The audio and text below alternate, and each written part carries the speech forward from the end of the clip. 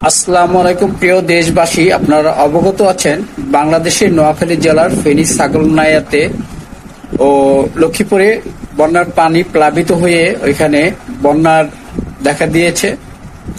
এমতো অবস্থায় ঘরবাড়ি ও পশু পাখি যা রয়েছে তা পানিতে ভেসে গিয়েছে। ওইখানে বিশুদ্ধ পানির খুবই অভাব দেখা গিয়েছে। বিশুদ্ধ পানির অভাবে পাতলা পায়খানা ও ডায়রিয়ার রোগের বিস্তার ঘটেছে, যার ফলে অনেকে ডায়রিয়া রোগে পাতলা পায়খানায় আক্রান্ত হয়েছে।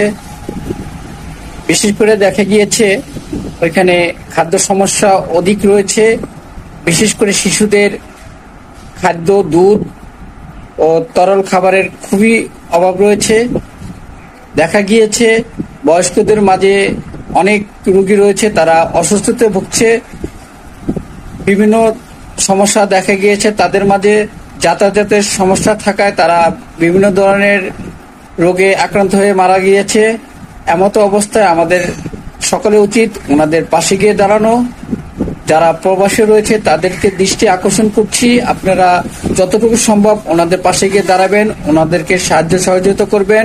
এছাড়া ছাত্র ভাই বোন যারা রয়েছে তারা অবশ্যই ওনাদেরকে সাহায্য সহযোগিতা করবেন একত্রিত হয়ে। আমি নিজেও ওনাদের পাশে গিয়ে দাঁড়াবো, যতটুকু সম্ভব আমার তরফ থেকে আমি সাহায্য সহযোগিতা করব। আপনারা যারা আছেন তারা এই বিষয় নিয়ে অবশ্যই চিন্তা করে এই বিষয়টাকে কিভাবে সমাধান করা যায়, কিভাবে তাদেরকে সাহায্য সহযোগিতা করা যায়, অবশ্যই এই লক্ষ্য মাথায় রেখে আপনারা সবাই সাহায্য সহযোগিতা করবেন, তাদের পাশে গিয়ে দাঁড়াবেন।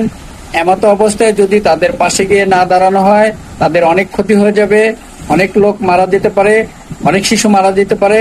সেদিকে লক্ষ্য রেখে